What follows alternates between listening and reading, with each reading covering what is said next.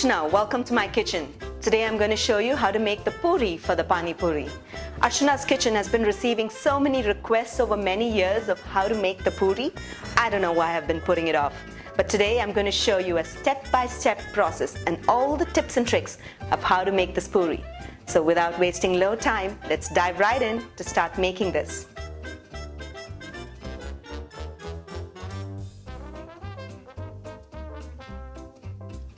To begin making the puri, into a large bowl, add the suji rava and some warm water.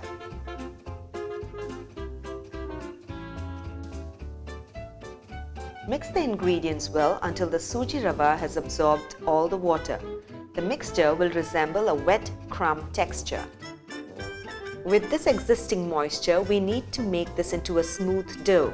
For that, add in some salt to taste and a tablespoon of maida, also known as all-purpose flour. This flour is to absorb that excess moisture and give it a bit of gluten for the dough.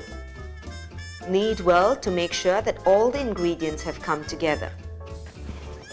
Now that the suji and the flour have come together, we need to knead this dough for about 7 to 10 minutes. Please put on a timer and make sure you'll knead for no less time than that. It's important to knead so that this dough develops the gluten that is required to make it crisp and puff up really well when fried in oil as well. So I'm going to transfer it to my platform so it's easier to knead. And use the pushing, folding, pushing and folding motion to knead the dough.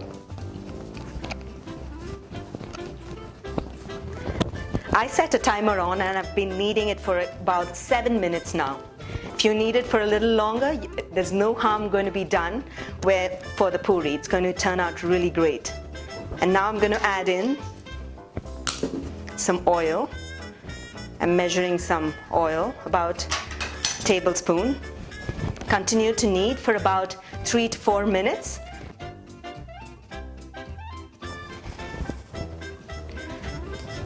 Once the dough is kneaded, what I'm going to do is place the dough in the same bowl that we kneaded earlier and cover it with a bowl. Keep this aside for about at least 30 minutes and then we will proceed to make our puris for the Pani Puri. My dough has been resting for about 30 minutes now and it's really soft and smooth and got itself a lot of gluten. It's just perfect for making the puris. So now what I'm going to do is to split this into 3 portions. The reason is we want to make small batches at a time.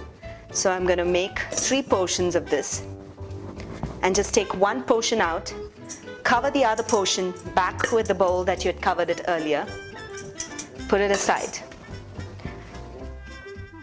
You have to roll the dough really thin and to do that I'm going to grease the platform with a little bit of oil. Roll the dough out into a very thin sheet. The puris have to be nice and crisp and they have to be thin. Now that the sheet is rolled out really thin, I'm going to use a cutter. This is from a cocktail shaker's lid. You can also use a cookie cutter to cut the puris.